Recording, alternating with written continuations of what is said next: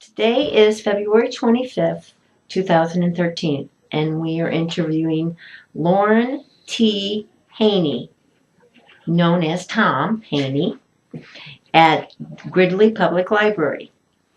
Tom was born in, September 14th, 1947, and my name is Cheryl Walker, and I'll be interviewing Tom. Tom, could you state for the record what branch of service you served in? U.S. Army, And what was your rank? Spec 5. And can you tell us, when you went into the service, were you drafted? Yeah, I was drafted. Okay. And do you remember when you got your draft number? No. Do you remember what your draft number was? They did not have a draft number when I was drafted. You ended up getting drafted, and I'm not sure how that worked.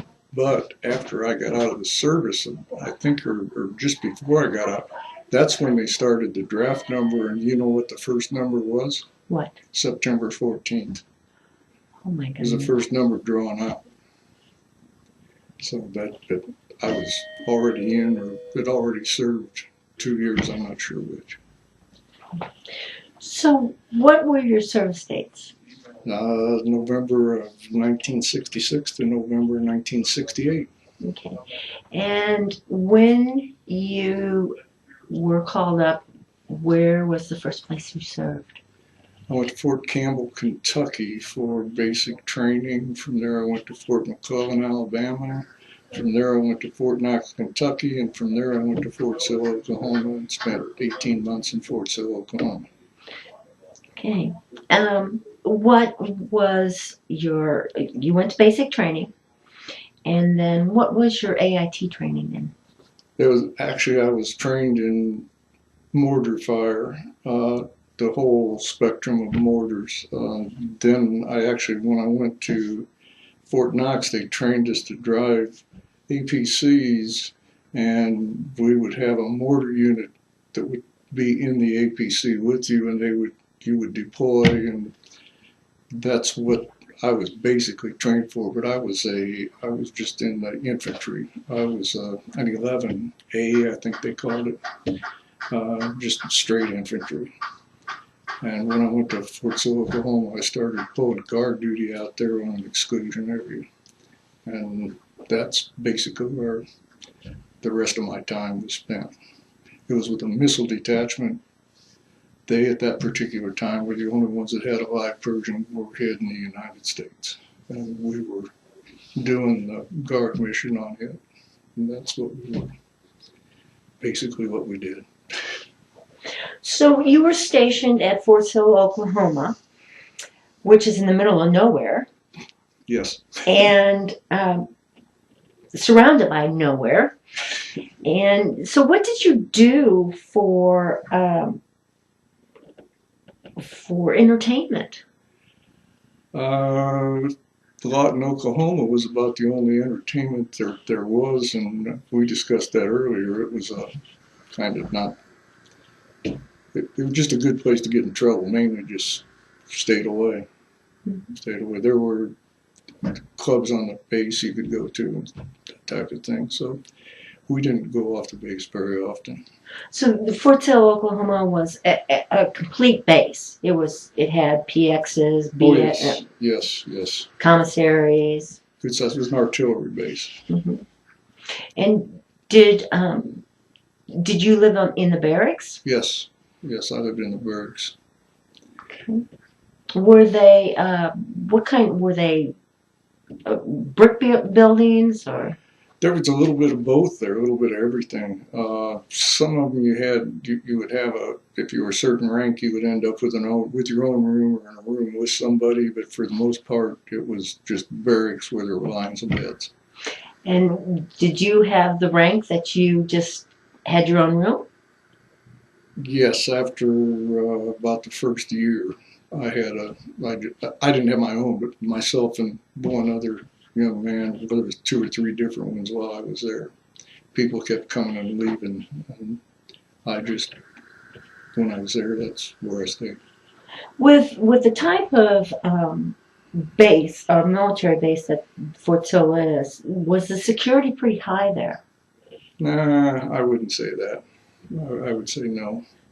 The exclusion area that we were at times was the only the. I mean, there were gates. You had to check in at the gates and stuff, but it was nothing like what it is now to get in and out of places. Mm-hmm. Not bad at all. Did you ever have to um, did you ever go to other places for your not it, I guess it wouldn't have been called R&R, but your um, what would it have? Yes, I was a lot of other places, but we're not going to go there. Okay, no, I meant for your Entertainment? yes, No, no, no. That was I came home. That was about it. okay. Came home on leave and in fact just spent most of my time Mm-hmm. in service areas. In the service areas. Okay. Um, how did you get along with your other officers and fellow soldiers? Did you? I had no problems whatsoever. I mean, you're going to have your normal stuff, but as far as problems, no, never did have. So the camaraderie is pretty good. It was always pretty good. In our particular unit, Mm-hmm. we didn't have any of those problems. The whole time that I was in, I never saw. Everybody was there. We knew what we were there for, and that was pretty much it. Uh-huh. So I don't know if that's the norm or not, but that's what it was like where I was at. Mm-hmm. Was it easy to stay in touch with your family? Oh yeah. Except you were just looking at the telephone museum that we have here in Gridley. My parents' number was 132 Blue. That was the phone number. And when you called, it was what they call a ring down through El Paso, which is El Paso, Illinois, which is the next town. They had to call it because we did not have a system by which they could call directly to at that time. And it would have been in about December of '67, I think it was. I was in a phone booth in Lawton, Oklahoma, calling home, and the operator said, "Sir, we can't call that number. There's no such thing." And I said, "Yes, there is. It's what they call a ring down through El Paso, Illinois." And the next thing I know, I looked up, and there was a city policeman there. They thought that I was a drunk in a phone booth making a crazy call. And I showed him, I had all the stuff written on a card because I got tired of telling him all the time. But this gal wouldn't listen to me, and she called the cops. Well, he came and I said, "Would you just get on here and tell her to do this? And it will go through." And he did. And I had to talk, but it was, no, there was no problem with it, except for that one. Did you have a lot of mail coming in? And Oh, I wouldn't say a lot.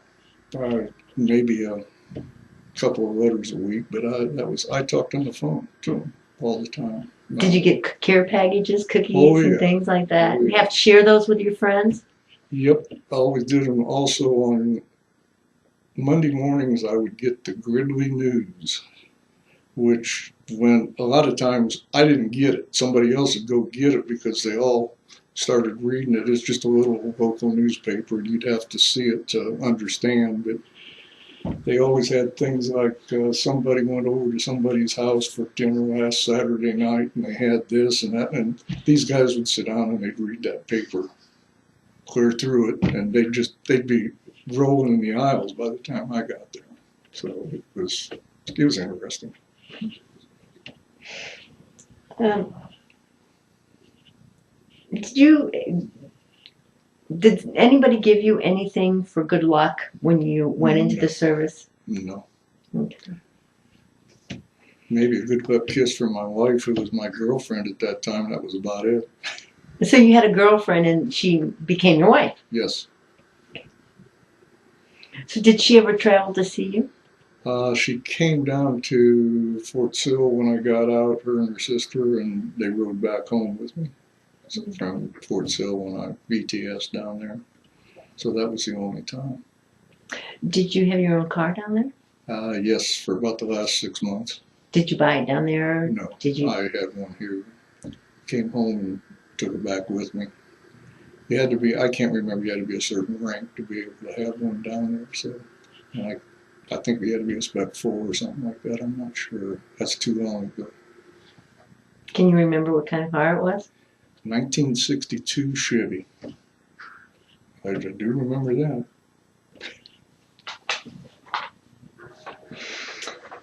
Did you guys pull pranks on each other when you were in the service? Not very much. Once in a while, but not very much. There just wasn't much of that. No. Do you recall the day that your service ended? Yeah, because at that particular time, of course, Kathy, who's been my wife for 43 years, was down there to come home with me. But I just remember there was a lot of different things we had to do to go to get cleared to get out. But yeah, I remember actually very well. Very well. Were there a lot of you that came out of the service at the same time in your unit? I was the only one that I know of that was in that office that day, or that building. But I mean, it was go from here to here to here and different things. And I don't remember seeing more than one or two other people during the whole process, but it just might have been the time that I was there. Not sure. How was your when you came home? Did you have a party? No. Did it? I might have had one of my own, had a few beers, but that was about it. There was no No. big celebration No. bringing you home, or No. Back in that particular age and time, when Vietnam veterans that came home, a lot of them weren't very well thought of. I mean, it was not like it is today where everybody's a hero. It was sometimes you had to fight your way back home for some of them. So it was not a. Sometimes it wasn't a pretty sight. So. what did you do in the days and weeks afterwards? Actually, I think I went to work within about a week. We had a little factory down here, and I just went to work and continued on with life. That was about it. So you didn't take any time off? Not much, no. No, didn't have any money. I couldn't. Did you go back to school? I went to school for a little bit before I went in, but I never did go back after that.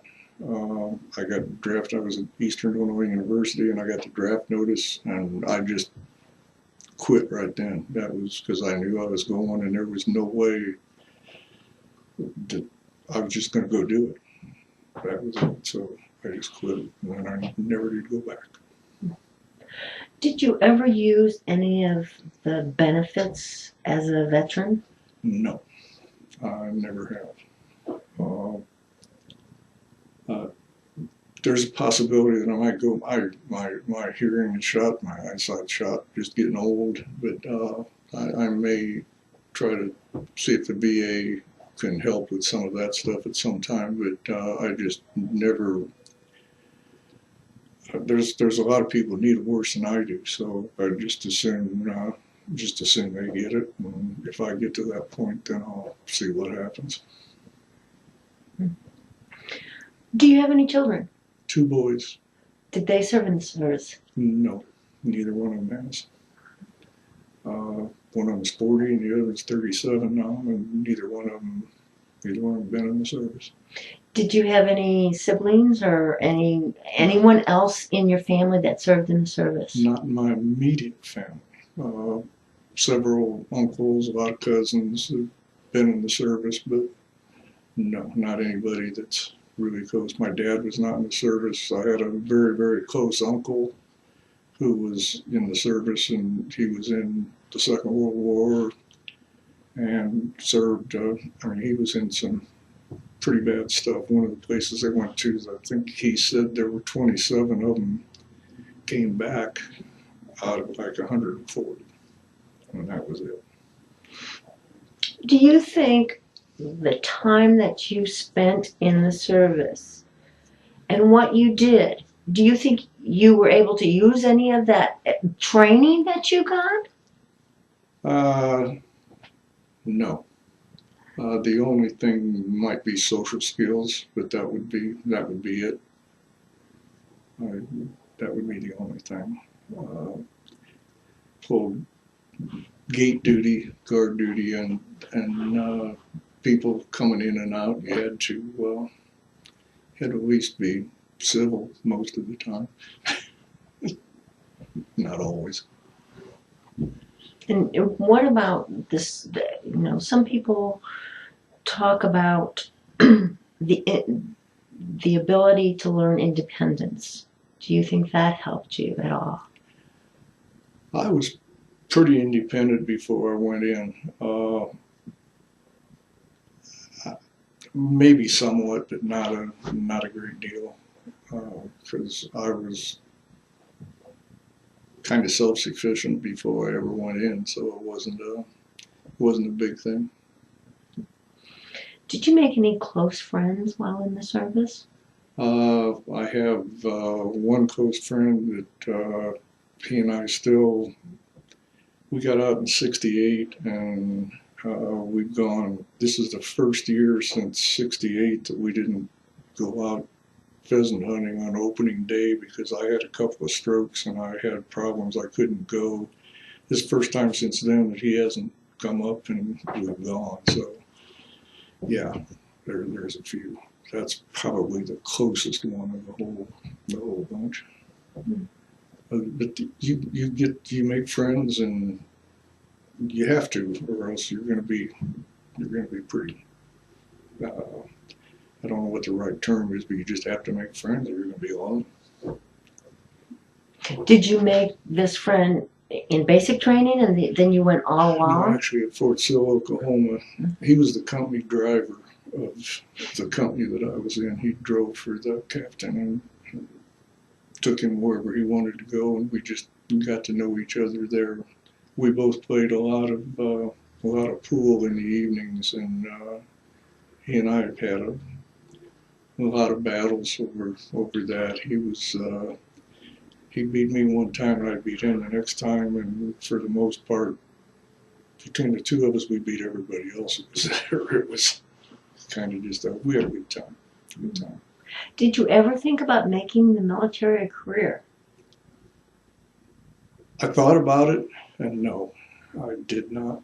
I did not want that type of a life.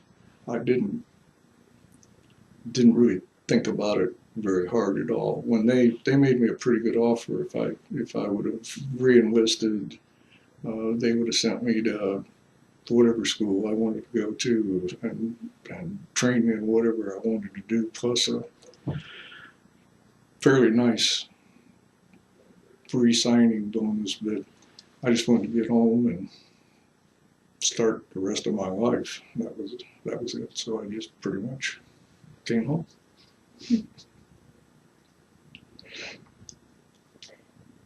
Did you join any veterans organizations? I've been a member of the Legion here just about since I got out. A couple of years, I think a couple of years in there.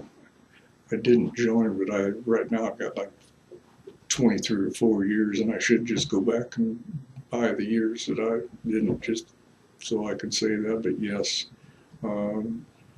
we have about 63 members in our Legion. Probably 5 years ago we had 150. We've lost a lot of World War II veterans in the last 5 years. So we're getting down there to where one of these days it's going to be critical, because a lot of the guys that we have are basically too old to really help us do stuff and keep things going, but we're still trying to, and we'll keep it going till we all die. That's all there is to it, or till we just can't do it anymore. We just think there's several of it. We just think that it's basically, it needs to keep going. It needs to be done. So we try, and it works out sometimes it doesn't. Are the younger generations in joining them?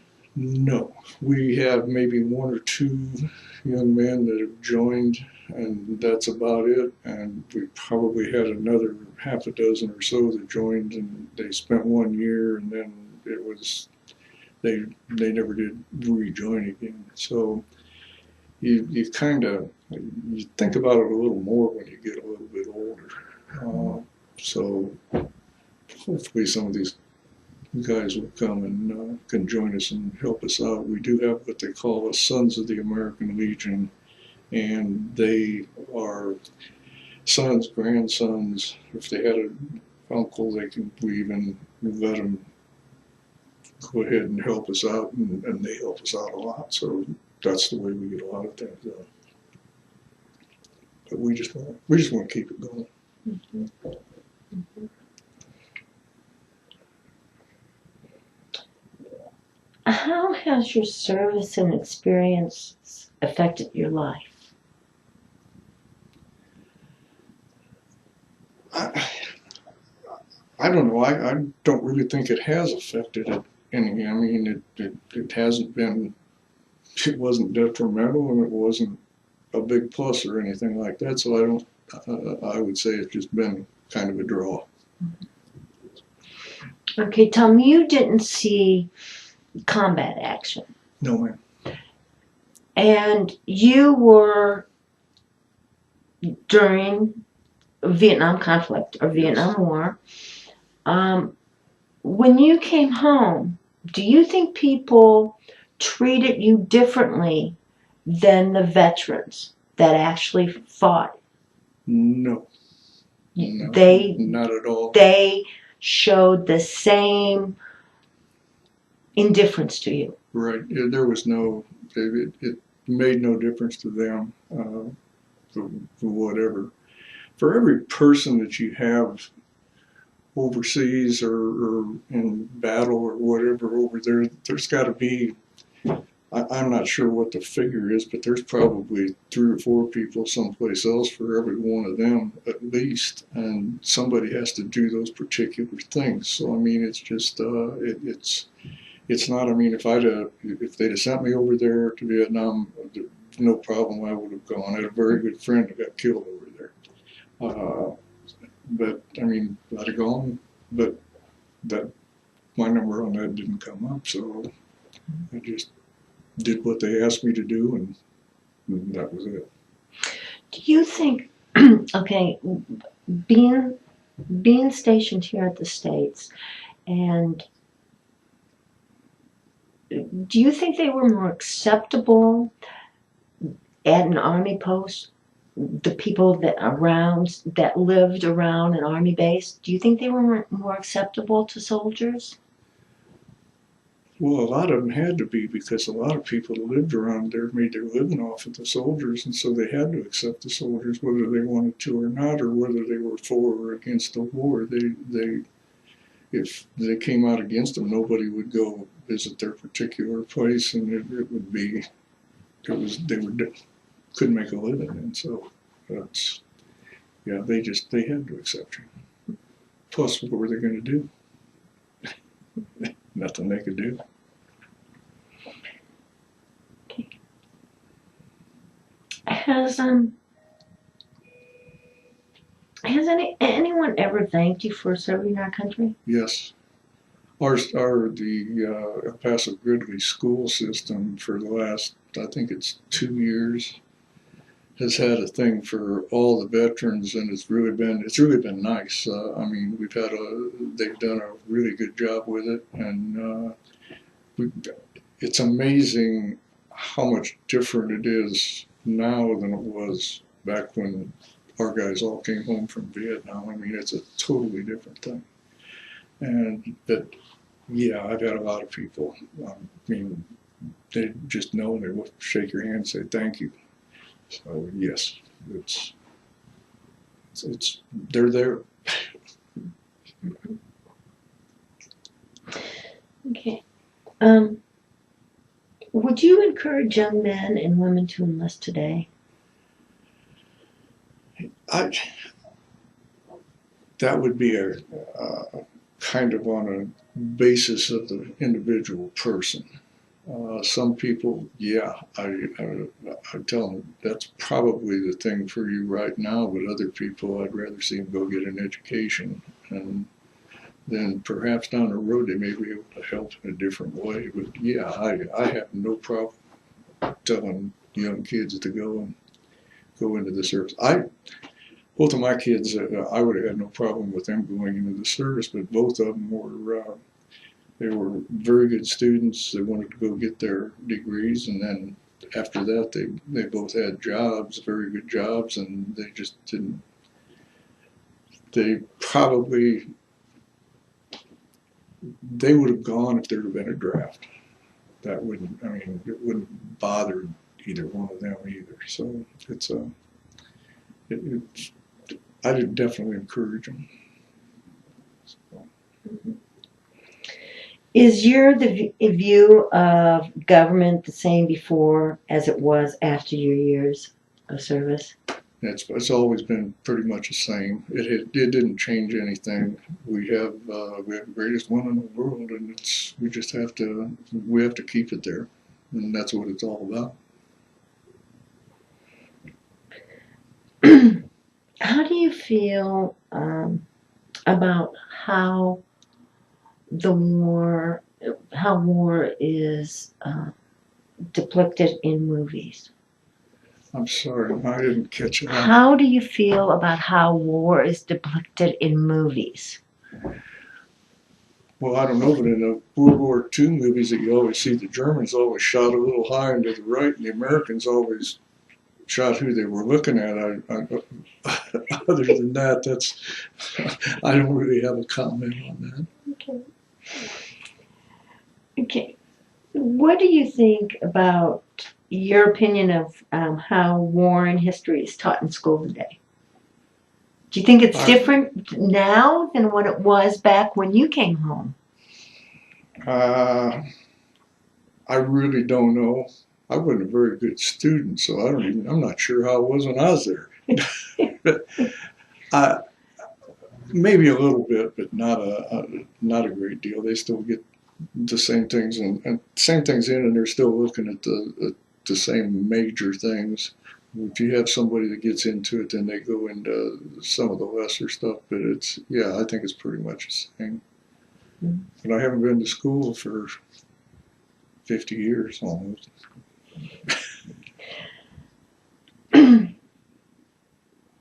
What is the most positive thing that you took away from your experience in the service?